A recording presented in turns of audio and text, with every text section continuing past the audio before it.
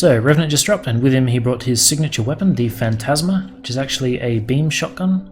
And that's not as bad as it sounds because they removed the status per second mechanic these weapons used to have.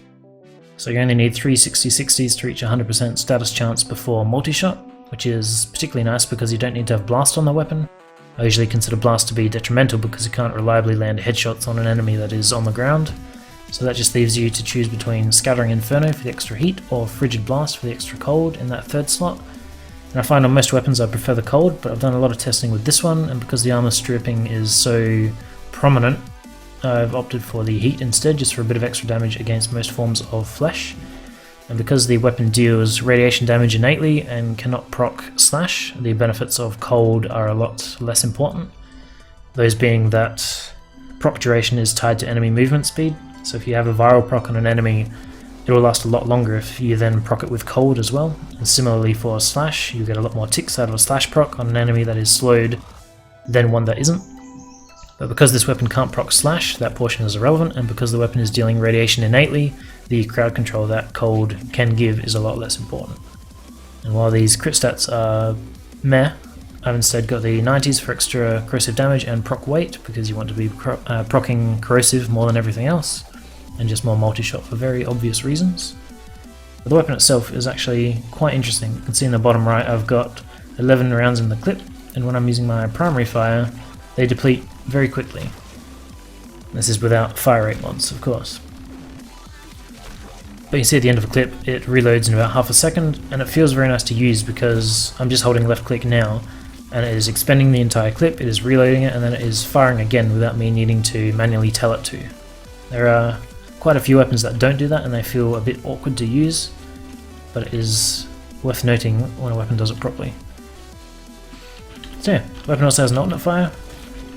It uses 2 rounds every time you fire it, and it fires grenades similar to those of the Tonkor or the Penta, but it can also be charged, so if you charge that, it'll deal a lot more damage on that initial burst than if you just clicked it, but it consumes more ammunition. So you can see I've got 11, goes down to 9 when I click, and then I can hold it, and it'll consume everything for that extra damage. You can release that prematurely and have extra ammunition left over if you so choose.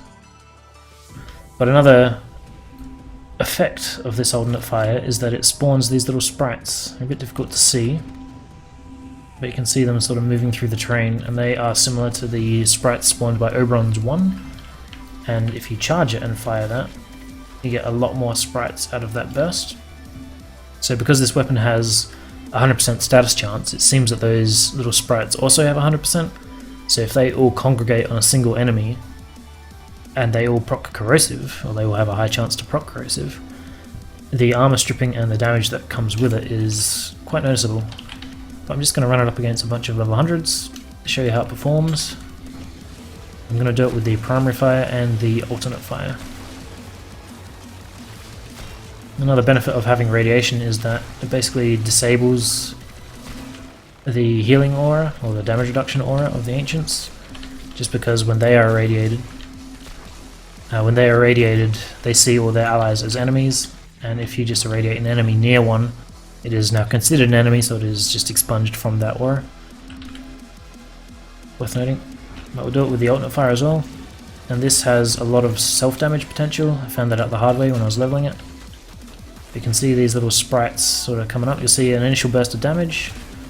See all these sprites go up. Oh, they didn't come back down that time. Game trying to prove me wrong. They all come back down, and they're all proccing corrosive on that guy.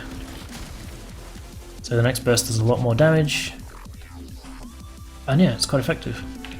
The only downside to the weapon, I would say, is the ammo economy.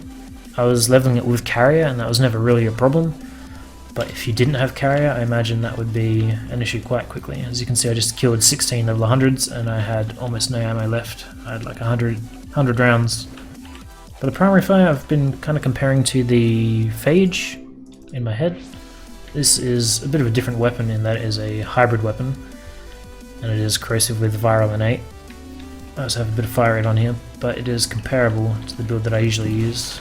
Less so on the unarmored guys, but more so on everything else. Kind of feels like the same damage output when you're one-on-one with an enemy.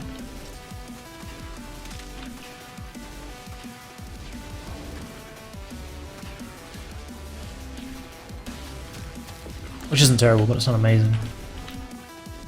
Get rid of that again. And the alternate fire feels, I would say, mostly like the Tsar, come to think of it, because when you're firing these bomblets, if you hit an enemy directly, the sprites are a lot more likely to just fly off into space than if you hit the ground next to one. They're a lot more likely to come back around and hit that enemy. It's a lot less noticeable in a group setting like this, because if I hit that enemy, that is considered next to this enemy, and they just come back down anyway. But when you're one-on-one, that is something to take note of. You can see how it performs pretty well. I quite like it. It's not amazing, but it's pretty good. And I can imagine it doing some nasty things with a Riven. I'm not sure what the disposition is, I'll check that in a sec. You can see it does the job. Check that disposition. 3 of 5, yeah, makes sense. Another thing worth noting while I'm here is fire rate. It does increase how fast you fire your primary fire, obviously. And it increases how fast you can lob these grenades, but it doesn't increase how fast it charges. So there's a bit of contention, in my mind at least, for the mod in this slot. Instead of having 2 of these, or Vigilante I think it was, I could have had a fire rate mod there. But the only reason I would really want that is for the alternate fire, which can't benefit from it. So that is why I've chosen the build that I have. So hopefully that helps you decide. Stop! Tab from the future here. Something I forgot to mention is that the weapon also has some form of innate punch through. It doesn't go through terrain, but it does go through enemies, so it's akin to the punch through of the Plasma. I don't know if there is a limit on how far it will travel, but it is definitely worth noting that it does that. It was very obvious in the first demonstration I did, but I figured it would be better to mention it than not. So hopefully that helps you decide whether or not you want to invest some time and effort into it, and I will see you later.